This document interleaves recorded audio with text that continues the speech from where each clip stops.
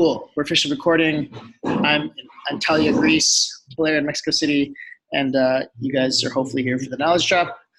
And this is a really cool topic. We're going to talk about feedback, giving, taking, all things related to the day-to-day communication practice of feedback. And before we jump into it, before I pass the mic over to Blaire, I'll just explain some of the housekeeping stuff. Basically, I think all you guys found the chat box over here, so feel free to chat to all panelists and attendees.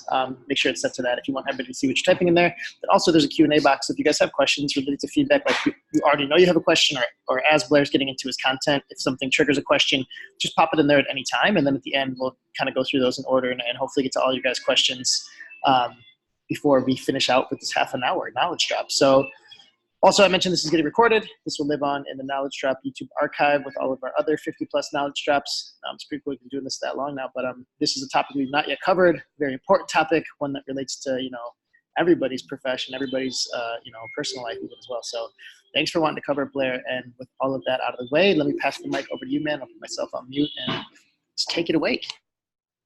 Yay. Let me share my screen real quick. All right. So can everyone see my full-size, still loading screen? Yay. Okay. So I don't know if anyone has seen like Wine Country. It's a Netflix movie that has some like great SNL all-stars in it. But this GIF is like perfect and always makes me smile. So yay. And that's really what we're talking about is feedback. So let's dive in. So we have 3 session objectives. By the end of this quick 30 minutes, you're going to be able to compare the 3 different types of feedback and how they're used. You're going to be able to identify 3 feedback triggers and notice when you or someone else is stuck in one of them. And finally, you're going to start to use strategies to unblock yourself when receiving feedback so you can help yourself grow. And that will be part of the homework because 30 minutes is not enough for you to become a master at that, but you can definitely get started at it. And in terms of our agenda, I'm about to share a quick story of feedback. Then we're going to define what feedback is, talk about feedback triggers, receiving feedback, and then if we have some time, we'll dive into giving feedback. But the real value out here is that once you know how to receive feedback, you're going to be better at giving it just inherently because it's a two-way street. And once you know what it feels like to receive feedback better, you know what it looks like to give feedback better as well. So I'm going to tell a quick story. It's a little bit vulnerable, but I think, speaking truth and being vulnerable in these kinds of spaces is really important and really helps for this to feel a little bit more real instead of, feeling like I'm an expert about all things feedbacks. I'm not. So a couple summers ago, I was working for a company called Teach for America, and I was working at their training institute, which is this like really intensive, high pressure, 6-week environment where baby teachers learn how to teach. So it's a really stressful, but like creative and fun, but also really intense 6-week like residential program. We're all living in college dorms, sleeping 4 hours a night. It's a lot. And I was managing a team of 10 or 11 folks. And my manager mentioned that one of the folks I was managing was having a hard time and that maybe I wasn't meeting her needs. And because I had been doing this work for about 6 years at that point, and my manager wasn't really giving me like concrete, like clear, actionable feedback, I kind of was like, okay, like, thank you, but I'm good. I know that I'm good at this role. I'm going to do what I'm going to do. My team loves me. Things are fine. By the end of the summer, this person who wasn't feeling very supported by me actually shared some really critical feedback with my manager. Long story short, she felt that I was treating her in an oppressive manner. And obviously, like, I'm a white male. She was a Black female, and there were a lot of layers to it. But at the end of the day, she felt like the work environment I was creating was not super welcoming, was not super inclusive. And while there's plenty of data points from other folks that like maybe say not that was her experience. And I had a chance to do right by her when I got the initial feedback from my manager at the beginning of the summer, but I didn't act on it. And that literally is like a like perfect example of like putting up a wall to feedback that ultimately came to bite me in the ass. Like I wasn't able to support this subordinate super well. She didn't feel great. I didn't end up with a great performance review. And all of this, or most of this at least, could have been like paused and worked on if I had been more open to feedback. So feedback's important. We're going to talk about some things that I wish I had known about a couple of years ago throughout the session. So, how do you guys define feedback? If you just want to pop like a quick definition into the chat box, or if you're watching this as a recording, just think for a couple of seconds, how would you define it? There's no right or wrong answers.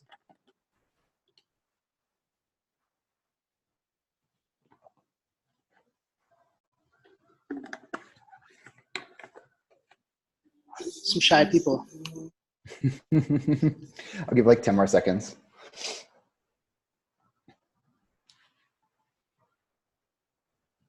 Jen, sharing your opinion on someone's actions or words.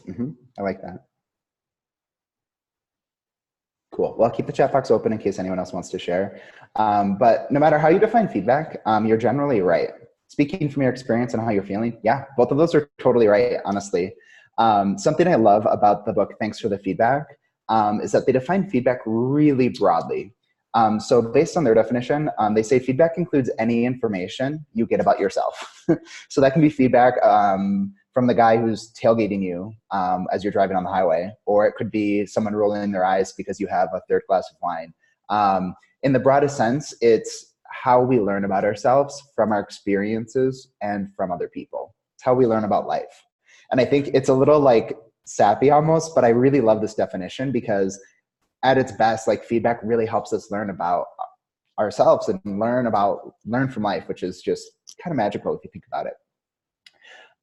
That being said, feedback can be formal. So, like a performance review or getting feedback from a boss. It can be informal, professional, personal. If your boyfriend takes off the sweater you bought him after you leave, that's feedback. Or if a coworker CCs your supervisor on an email, or a guy honks at you when you didn't signal your left turn, all of that is feedback. And within feedback, something that I've heard a lot in the professional world is that feedback is a gift. And I wholeheartedly believe that. Feedback is a gift. But sometimes maybe it's not the gift that we want. So while we maybe want a gift that looks like this, some adorable puppies, it's Christmas, we're happy, just everything's great about it, there's really nothing wrong, and we want to cuddle this feedback. Feedback doesn't oftentimes look like that. Oftentimes feedback might look like a gift like this. So this is a kid getting some socks, and you can see his face, and I've definitely felt that way after getting feedback in a performance review, or getting written feedback from a manager, or maybe I schedule a party and only a couple people come. Like, feedback can feel crappy, honestly. And feedback can even feel like something like this. You think you're getting something really cute.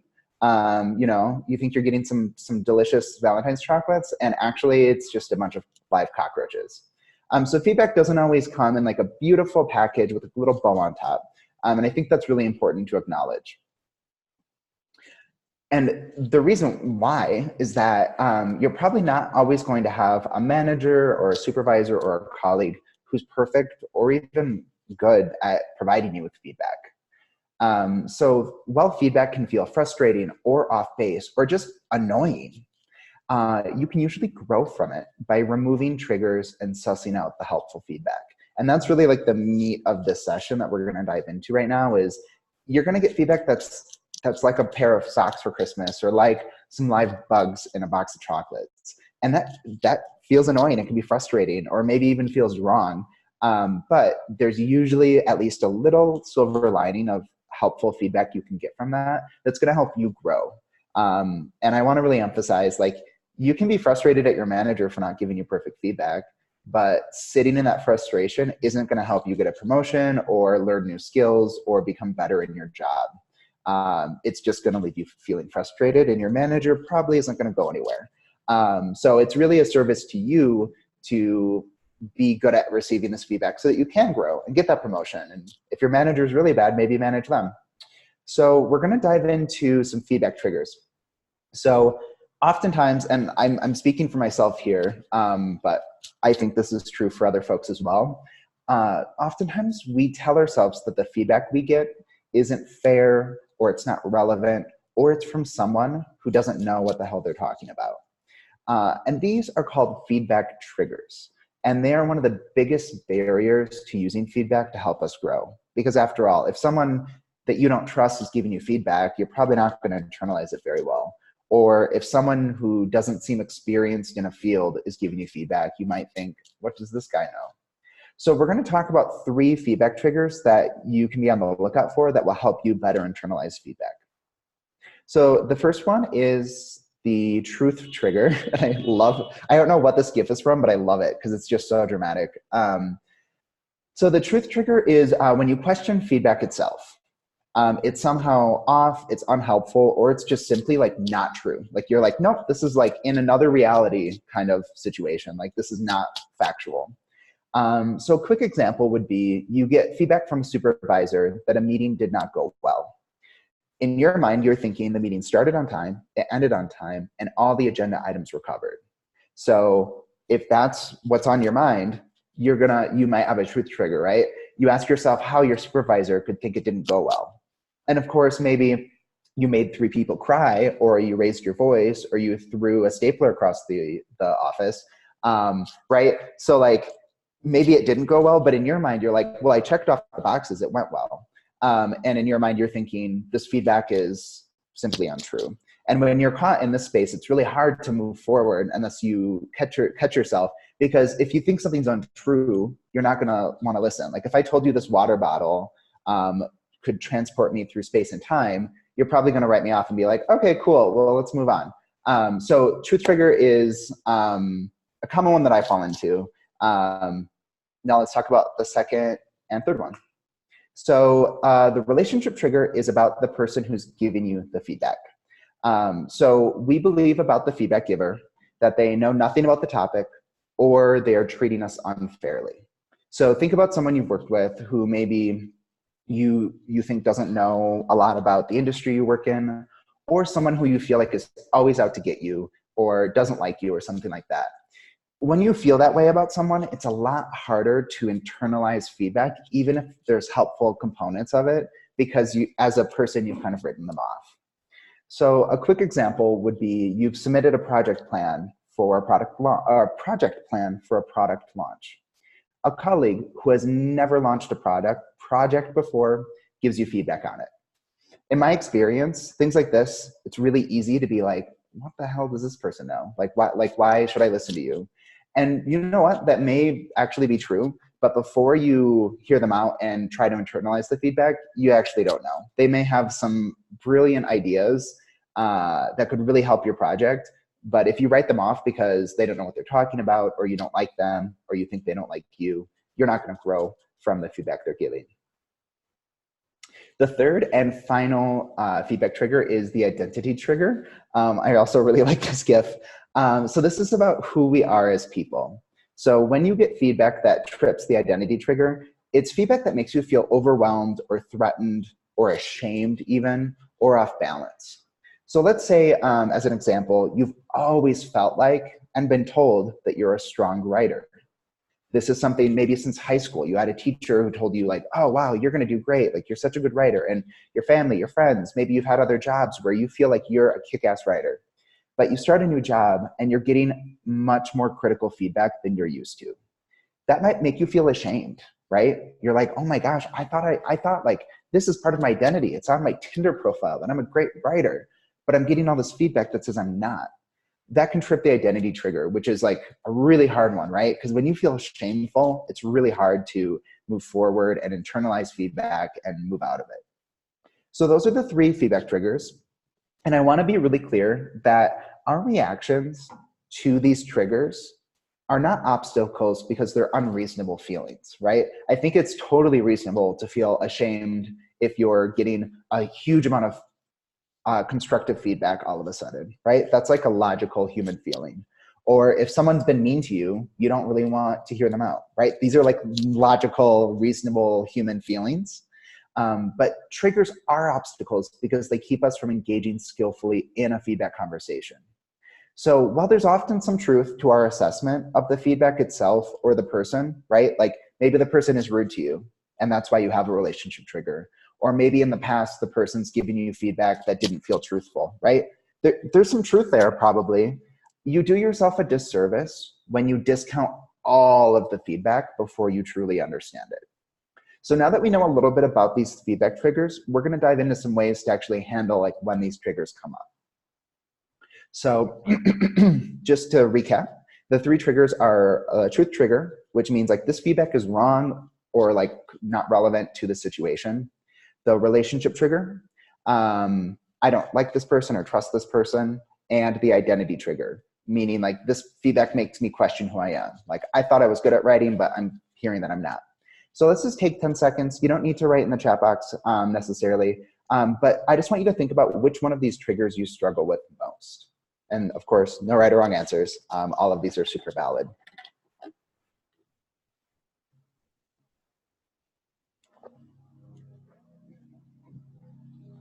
So hopefully you've identified one that you struggle with. We're now going to talk about some strategies that can help with this. And again, these are strategies that I would have killed to have had when I was working with this colleague a few summers ago, because I really would have it really would have moved the needle in my skill set. So when receiving feedback, I have 3 main tips, and you'll notice in parentheses that each one kind of talks about it relates to a specific trigger. So the first one is seeking to understand. And this one can be really helpful for the truth trigger and the relationship trigger. Oftentimes I found that when I get feedback, maybe that feels a little like, what in the world is this person talking about? If I ask some clarifying questions, usually it's not as like confusing or weird or out there as I thought it was. So 2 questions that I keep in my back pocket that I literally ask all of the time are, can you tell me more about that? And I'm trying to understand what you mean when you say blank. So maybe someone says, the meeting you led this morning went horribly. Saying, can you tell me more about that, opens up the door so that they can explain more about what they saw and the evidence they have that makes them feel like the meeting went poorly. If you just said, oh, well, I don't agree, right? That kind of shuts the door. So can you tell me more about that? Or a variation of like, I'm really curious when you say poorly, what does that mean to you? The second sentence starter, I'm trying to understand what you mean when you say blank, can be really helpful when maybe they say like, I think your management style is wild. It's like, well, when you say wild, I'm trying to understand what you mean. Can you tell me more? The second tip is not to switch track, which I'm going to talk about a little bit more in a future slide, which can help with the relationship triggers. And the third tip is not climbing the ladder of inference, which again, I will mention in about 2 slides. And that is helpful with an identity trigger. So the nice thing about this recording is you can come back to this and have these nice 3 little tips that you can use for these different triggers. So feel free to take a screenshot if you'd like. Now let's talk about a little bit more about seeking to understand. So with seeking to understand, I kind of already gave like a high level overview. One of the things that's really helpful is that once you understand the feedback, you might honestly discard some of it or like throw all of it away, right? But I bet you like $50 that oftentimes you're gonna find some parts that are truly helpful. Even if 80% was not helpful feedback, maybe that 20% on your pacing of a meeting or that 20% on your tone of voice when talking to a subordinate might really help you beef up your skills, right? So that's seeking to understand. And just to reiterate, that's helpful for the truth and relationship triggers. Switch tracking, which is helpful for the relationship trigger, is just making sure that you're talking about the same thing. If my manager says the meeting didn't go well, and I want to talk to him about his hands-on management approach, those are 2 separate pieces of feedback. Those are kind of like 2 trains going in separate directions. So if he keeps talking about how the meeting went, and I keep talking about his lack of hands-on management, we're gonna just go further and further away from each other. And that's not gonna help either of us get clarity on the feedback. So whenever you notice there being multiple pieces of feedback, you should just pause and be like, hey, it sounds like you're talking about my meeting. I have some concerns about your management style. can we talk about both of these? But maybe we can start with the meeting, and then we can talk about the management style. And that will make sure that you're both on the same train, going in the same direction, which is, sets you up for success. The third tip, which relates to the identity trigger, is not climbing the ladder of inference. And this one is one that I fall into, so I find this really helpful. The ladder of inference is this process we oftentimes go through when something unpleasant happens to us. So let's say someone takes your parking spot at Target. You're really excited, you got a good parking spot, someone swoops in. The reality is that someone took your parking spot. Your selected reality might be they knew that you wanted that parking spot and they took it from you. The interpreted reality that you have might be that that person doesn't give a crap about anybody. So you might assume that they need to learn a lesson, and you might conclude that you need to keep their car, right? And then you ultimately keep their car. That's a dramatic example. But the ladder of inference comes up a lot, right? If someone's late to a meeting, or someone uses a certain tone of voice, or let's say someone forgets to cater a vegan option at a company retreat. All of those can trigger the ladder of inference, and especially be make us feel feelings about our identities. So something I found really helpful is to keep things focused on facts, not your assumptions or the stories you tell yourself. Thank you. So really, whenever something happens, root yourself in reality and facts. What actually happened, right? This person was 3 minutes late to a meeting. Okay, that's the fact of the matter. You have no idea what that person was thinking, what they were doing, what their opinion was, what they think of you. All of that is an assumption at best. So whenever you're receiving feedback, let's say, again, the person says, this meeting went horrible. You could easily climb this ladder of inference and be like, wow, I think I should quit my job because I'm going to be fired soon. But maybe you can go back down that ladder of inference and keep it rooted in reality and facts and be like, okay, what does horrible mean to you? What does horrible look like? Because maybe horrible for your manager isn't actually horrible for you. Maybe it's just a few small things that you can improve on. So those are the 3 tips for receiving feedback successfully. We have about 4 minutes left, so I'm just going to run through these 4 tips of giving feedback. And again, this is one of those things where once you know how to receive feedback, giving feedback is a little bit easier. So these 4 tips, and again, feel free to take a screenshot if you want, can help you when giving feedback as a manager or a colleague.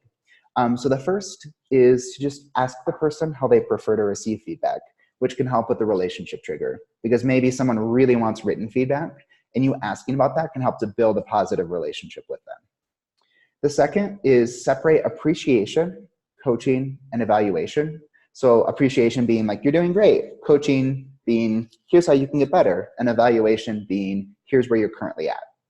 This can help with the truth or identity trigger because people know what you're trying to communicate. They know that, oh, you're just trying to appreciate me right now. You're not trying to evaluate me. People feel a little bit less nervous or shameful. The third tip is to use evidence to prevent climbing the ladder of inference. So if you feel like a meeting went horribly, use evidence. Say, hey, this meeting started 15 minutes late. I noticed that you screamed at a subordinate and 3 people cried, right? That's evidence. Instead of just saying this meeting went horribly. And fourth and finally, just like you don't want to switch track when receiving feedback, make sure that you don't switch track when giving feedback. So if your subordinate or a colleague or whomever brings something up, make sure that you separate, hey, right now we're talking about the meeting. It sounds like you also want to talk about my management style. Yeah, let's totally talk about that. But make sure you separate those 2 things. So I have a little bit of homework for you. I'm a former school teacher, so this is very apropos. So I want you to think about a conversation you'll have in the next week that you can use your new feedback receiving skills in. So this can be a personal, professional, whatever kind of conversation. Just think about a conversation you might have with someone who maybe you have a feedback trigger with, and think about how you can use these skills to help you out. And that is it. Thank you guys for coming. Woo! Amazing. Cool. So you guys can see some of Blaire's contact info here. You cool if people reach out to you on Slack, Blaire, if they have more questions around this stuff? Yeah, absolutely. I can talk about this till the cows come home. Amazing. You want to jump off a screen share quick, and then we'll just go back to us 2. And if anybody has questions, feel free to pop them in. I know we're running close on time, but we have hopefully a few minutes for a few questions. I have one that I'll start with. for me, like I was just thinking about listening to all of this, like really wonderful advice. I think the sticking point for a lot of people around feedback is just like to be brave enough to like give it, or to be like, I don't know, like open enough to receive it or whatever. So I guess in terms of like the giving it, like when you have a relationship with somebody, say a coworker or like a friend who's like doing the same thing, like always late for something or whatever, at what point do you have any like advice or I don't know, ideas around like at what point do you think you need to actually just like go ahead and say it? Because like, I don't know, it was something I worked on a lot in my like late 20s is like being okay with confrontation and trying to get better at like knowing when to be like, come on, man, or like, I don't know, like getting that brave moment. So yeah, you have any thoughts on that? It can be really hard. And I think there's no like perfect answer because every relationship's different. And I don't know, I don't want someone to bring something up to their boyfriend and then cause a like relationship to split up or anything. But something that I found really helpful is framing the conversation as like, this is awkward and uncomfortable for me, but I care about you so much that I want to push through this awkwardness because I care about you and I want you to grow. If I didn't deeply value our relationship, I just wouldn't say anything. And I would let our friendship die, or I would not let you grow in your role. But because I care deeply about you, like I'm going to feel awkward for 15 minutes because I know that this 15 minutes will ultimately help you grow. And that's not like a silver bullet, but I found that to be like, I've never found anyone to respond badly to that because they're like, oh, you're a human and this feels uncomfortable for you as well, but you're pushing through it because you care. Totally. Yeah, no, that's great. I like did that once with a coworker and I feel like I remember that going really well too. So that's great advice. Cool. Any other questions out there from anybody coming in? Let me check. Not really. Let me ask one more. So like, I don't know, like, do you have any anecdotes for like when you remember giving feedback and it going really well, like a story maybe you could tell to like end the call? It's like sometime that you feel like you took in all this new information about giving and receiving feedback and then you've like executed on it well, kind of like the homework you're basically giving people at the end of your slide deck. Like, do you have an example of something like that people could maybe take away as like, oh, that's a starting point for how to think about the homework I want to do? Yeah, for sure. So I'll use an example from a coworker that was at my company that left. She was feeling really frustrated and like also could not really articulate. So I write curriculum for an education company. I had a coworker who was also writing curriculum, and she felt like just really unsatisfied in the role. And I remember we had a conversation like as a team where she was saying like really aggressive things and really like just broad statements. Like, I feel like no one ever helps me at this company, or like, I feel like I have to pull all the weight. And I think in that instance, I could have been like, well, you know what, girl, I do a lot of work too. And like, here's all the things I do. But something that I think maybe I did well was I asked a lot of clarifying questions of like, well, when you say like no one pulls their weight, can you give some examples of that? And that was really helpful because it really helped us suss out, like, she was actually really upset with my manager. And I think it was easy for me to assume that she was upset with me. But once I got some clarification, I think maybe expectations weren't set clear or some other things like that. So it was uncomfortable, and like, she ended up leaving the company, but it felt good for me because I knew I had clarity that it's like, oh, this isn't all directed at me. I think this person's just overall frustrated, and that was successful in that we were aligned and on the same page. Awesome. No, that's great. That's a great real world anecdote story. And thanks for all your wisdom today, man. This is a really great topic. I think it's a cool subject to jump into, and something that relates, like we were saying, like to pretty much everybody across every industry, personal, professional, like your whole life. Made me think of, I don't know, like I have very few takeaways from my undergrad education. I majored in sociology, but I remember like learning this theory called looking glass self, which is the idea that like you become, like, your identity of who you are is basically just like the world reflecting itself to you, like how people respond to you when you're in a room or whatever. And it kind of made me think of that when you gave your definition of feedback, like basically that like looking glass self theory or whatever is the same as just like the feedback that the world is giving you. Like when you're around people and they laugh, you're like, I'm funny or whatever. So like, it's kind of that same thing. And like the feedback that you're just acquiring through your life is definitely just kind of like, creating the identity that you hold on to of like who you are. So I think it's cool to try to like be good at that, like, analyzing it and taking it in, and also being able to help other people with it as well. So thanks again, man. And like Blaire said, you guys can reach out to him on Slack if you have more questions around this stuff. And this will be in the Knowledge Drop archive going forward too. So cheers to you, man, for doing this. I really appreciate it. And thanks to everybody who joined today. And we'll do another one in 2 weeks. Cool. Thank you. Bye, guys.